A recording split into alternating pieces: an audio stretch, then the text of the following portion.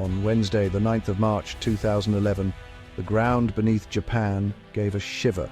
It was a strong tremor, a magnitude 7.2 earthquake, originating deep beneath the Pacific Ocean off the country's northeastern coast. For the seasoned residents of the Tohoku region, this was a familiar feeling. Japan sits where great plates of the Earth's crust grind against each other, and earthquakes are a regular part of life. 3 more powerful aftershocks followed, rattling windows and swaying buildings, but they caused little alarm. People checked for damage, tidied up fallen objects, and then carried on with their lives. The sea remained calm, the warnings were lifted, and a sense of normalcy quickly returned. These were just the usual grumblings of a restless planet, or so everyone believed. No one could have known that these quakes were not the main event. Instead, they were foreshocks, small hints of a far greater tension building up deep within the Earth's crust. In the towns and fishing villages dotted along the Sanriku coast, children went to school, fishermen prepared their boats, and families planned for the coming weekend. The tremors of Wednesday were already becoming a fading memory, a brief interruption to the rhythm of daily life. The science of earthquake prediction was still in its infancy, and there was no way to tell that these were the opening notes of a terrifying symphony. The real danger was gathering its strength, hidden from sight miles below the waves. The people of Tohoku had long lived with the threat of the sea. Their ancestors had experienced devastating tsunamis before, and the coastline was lined with giant concrete seawalls, some towering many meters high. These structures were a source of comfort, a testament to Japan's engineering prowess and its determination to protect its people. Generations had grown up in their shadow, trusting them to hold back the ocean's fury. This trust, built over decades, gave a false sense of security. The warnings from the past, carved on ancient stones high on the hillsides, "Do not build your homes below this point," were often overlooked in the modern age, replaced by faith in concrete and steel. As Friday, March 11th dawned, it was a perfectly ordinary day. The sky was clear, the air was crisp, and the ocean looked peaceful. In classrooms, offices, and homes across the nation, millions of people went about their business, unaware that in just a few hours their world would be irrevocably shattered. The planet was holding its breath, poised on the brink of unleashing a level of violence that no one alive had ever witnessed. The quiet of that morning was a deceptive calm, the final moment of peace before the arrival of a catastrophe that would be remembered as the day Japan shook and the ocean rose to meet it. At precisely 2:46 p.m., Japanese Standard Time, the preliminary tremors began. Across the country, Japan's sophisticated early warning system sprang into action. Alarms blared from mobile phones, television broadcasts were interrupted with urgent alerts, and automated systems kicked in. High-speed Shinkansen bullet trains, traveling at hundreds of kilometers per hour, initiated emergency braking procedures, gliding to a safe halt. Lifts in tall buildings stopped at the nearest floor and opened their doors. On factory floors, dangerous machinery powered down automatically. For about a minute, these systems gave people a precious window to prepare for what was coming. People scrambled under desks and tables, moved away from windows, and braced themselves for the shaking. Then the main shockwave hit. This was no ordinary earthquake. It was a magnitude 9.1 megathrust quake, one of the most powerful ever recorded in human history. The ground began to heave and roll in violent, sickening waves. The shaking was not a brief jolt. It went on, an unrelenting assault that lasted for 6 terrifying minutes. In the city of Kurihara, closest to the epicenter, the intensity was off the charts, a level of shaking that felt as if the world was being torn apart. Buildings swayed violently, not just rattling but groaning under the immense strain. In Tokyo, over 370 kilometers away, skyscrapers swung back and forth like gigantic pendulums, their steel frames creaking in protest. The experience was one of utter helplessness. People clung to whatever solid object they could find, listening to the horrifying symphony of destruction around them. Glass shattered, bookshelves toppled and cracks snaked across walls and roads. Outside, the ground liquefied in some areas, with water and sand bubbling up from below, causing buildings to tilt and sink into the unstable earth. The sound was a deafening roar, a combination of the earth's deep groan and the cacophony of a collapsing urban landscape. For those 6 minutes, time seemed to stand still. It was a period of pure, primal fear, a stark reminder of humanity's fragility in the face of nature's awesome power. Even as the main tremor subsided, the ordeal was far from over. A relentless series of powerful aftershocks began, each one sending fresh waves of panic through the traumatized population. The initial quake's energy had radiated outwards, felt as far away as Beijing and Shanghai. Older, less resilient buildings, particularly those with heavy tiled roofs, had collapsed, trapping people inside. At the Cosmo Oil refinery near Tokyo, a huge explosion sent a terrifying fireball into the sky, and the resulting blaze would burn for days. The earthquake itself, while devastating, had been withstood by most of Japan's modern earthquake-resistant structures. But it was only the first act of the disaster. The immense power unleashed by the earthquake did more than just shake buildings. It physically altered the geography of Japan. The epicenter was located at a shallow depth of about 29 kilometers under the ocean floor, where the Pacific tectonic plate pushes beneath the North American plate. When the fault line ruptured, the energy released caused a staggering shift in the planet's landmass. The main island of Honshu, where most of Japan's population lives, was shoved approximately 2.4 meters to the east. It was as if the entire country had been violently jolted sideways in a single catastrophic movement, a change so significant it was measurable from space by satellites. This geological violence was not uniform. Along the Tohoku coastline, the land itself sank. In some places, the coast dropped by nearly a meter. This subsidence had immediate and devastating consequences.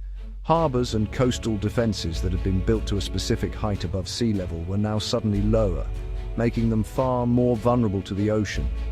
The very ground that people stood on, the solid foundation of their towns and cities, had betrayed them, dropping them closer to the sea just as a great wave was being born. The earthquake had redrawn the map of Japan in a matter of minutes. The impact was not limited to Japan alone. The force of the rupture was so great that it had a measurable effect on the entire planet. Scientists later calculated that the massive redistribution of mass caused the Earth to wobble on its axis.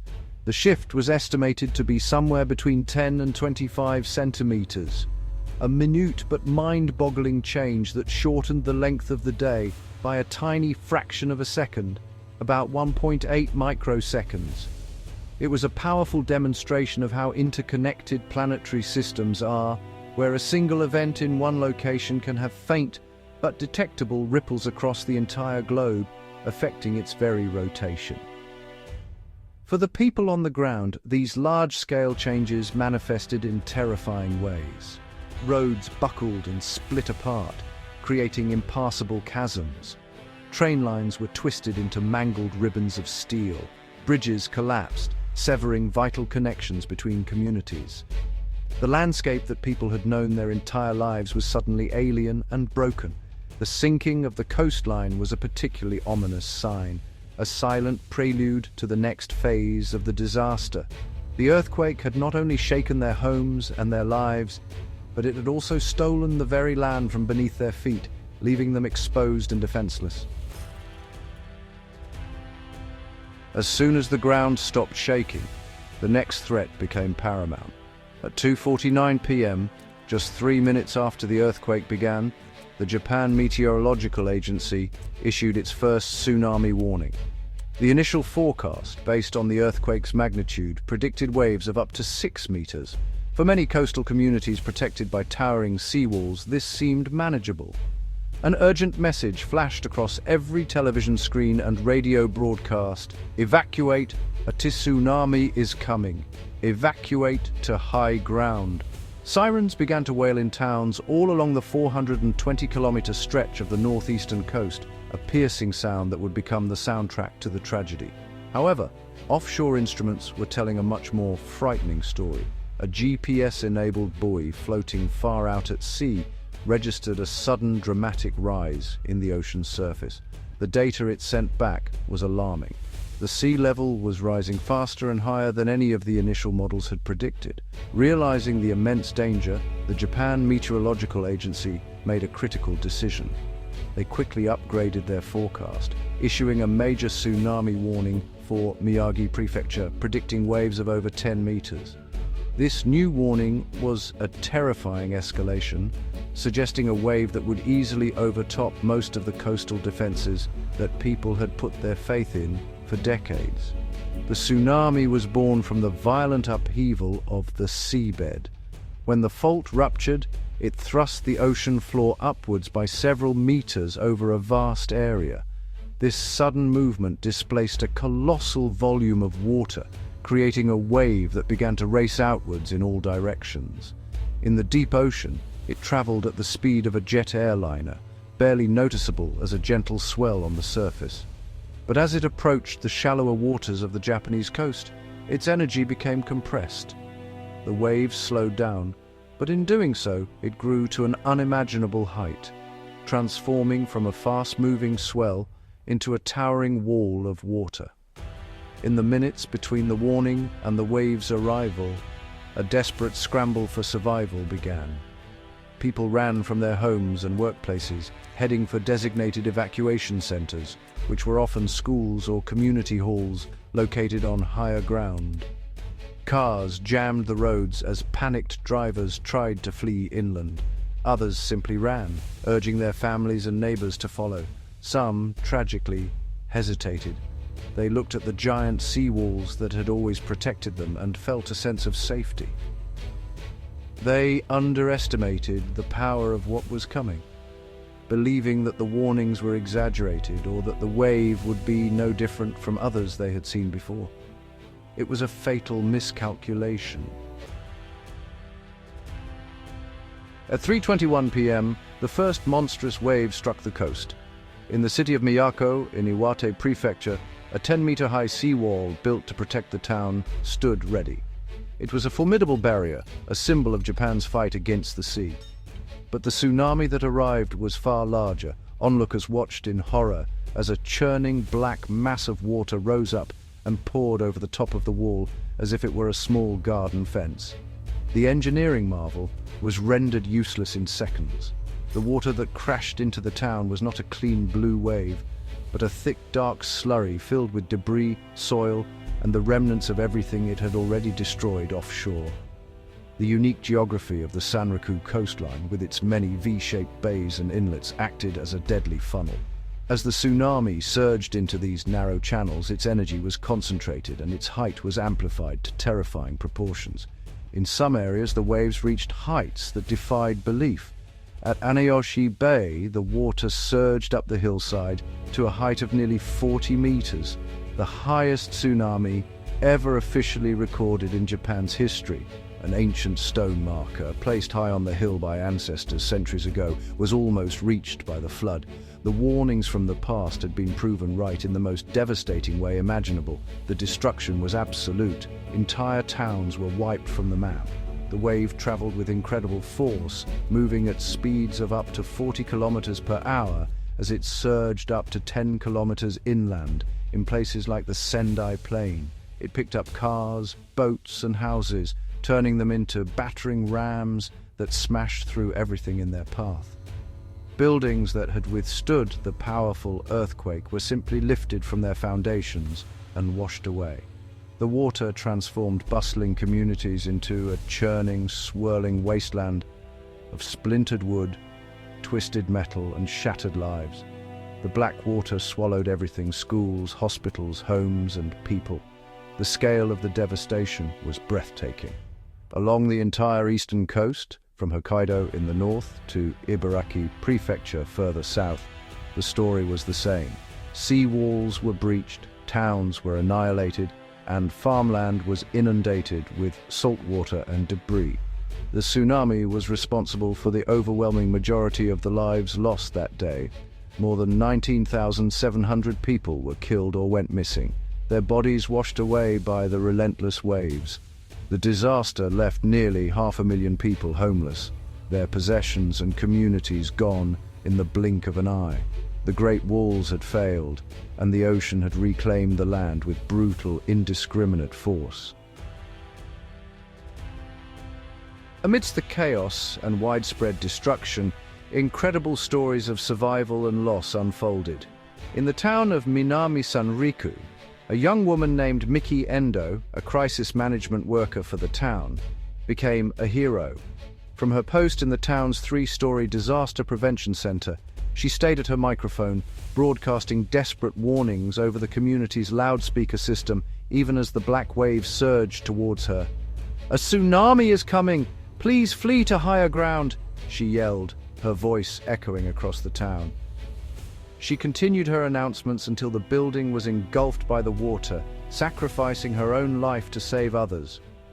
Her final, desperate warnings were heard by many who managed to escape. In the Okawa Elementary School, located just 4 kilometers from the coast in Ishinomaki, a tragic decision led to unimaginable loss. After the earthquake, the teachers and 78 students gathered in the schoolyard. For nearly an hour, they debated whether to stay put or move to the small hill behind the school. Ultimately, they decided to evacuate to a nearby bridge, which they believed was on higher ground. They had just started walking when the tsunami came roaring up the river. The wave swept over them, taking the lives of 74 children and 10 of their teachers. It was a heartbreaking story of hesitation and a fatal misunderstanding of the landscape's true danger. There were also miraculous escapes. In the town of Natori, a man was filmed clinging desperately to the roof of his own house as it was swept out to sea, surrounded by a maelstrom of debris. He was eventually rescued by a helicopter crew in a daring operation.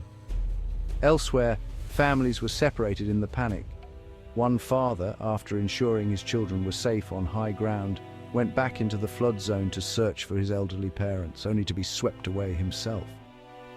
The tsunami tore families apart, leaving behind a legacy of grief and unanswered questions for the thousands who were listed as missing. These personal stories paint a picture of human courage, sacrifice, and unbearable sorrow. They show how, in the face of an overwhelming force of nature, people's instincts took over. Some ran, some helped others, and some made choices that would determine whether they lived or died. The survivors were left to grapple not only with the loss of their homes and loved ones, but also with the haunting memories of what they had witnessed. The disaster was not just a collection of statistics. It was a deeply personal tragedy that played out in countless individual lives along the shattered coastline. In the years following the 2011 disaster, scientists from around the world were haunted by a crucial question. Why was the tsunami so disproportionately powerful?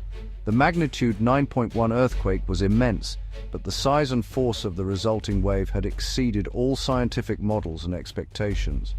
The answer, it turned out, was hidden deep beneath the ocean floor, in the very heart of the fault zone.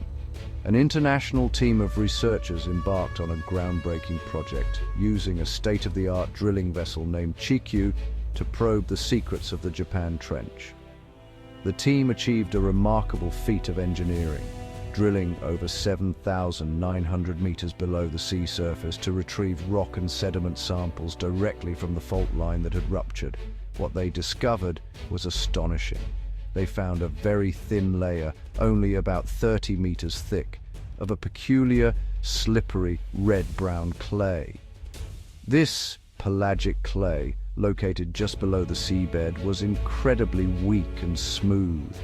When the earthquake occurred, this slippery layer acted like a lubricant, allowing the two sides of the fault to slide against each other with almost no friction. This discovery was the key to the mystery. Because of this weak clay layer, the slip along the fault was not only massive, but it also propagated all the way up to the seafloor itself. The fault moved an unprecedented distance, with a horizontal slip estimated to be between 165 and 200 feet, the largest fault displacement ever recorded.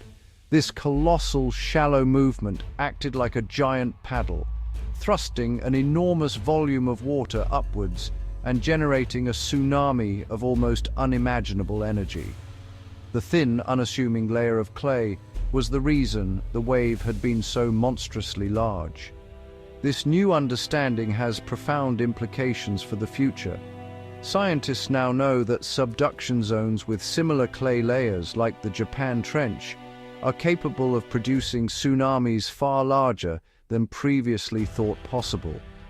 The disaster served as a brutal lesson, teaching Japan and the world that even the most advanced preparations can be insufficient. It highlighted the need to respect the ancient warnings, to build communities in safer locations, and to never underestimate the power of the planet. The 2011 Tohoku disaster was a tragedy of immense proportions, but the knowledge gained from its depths provides a vital warning for generations to come.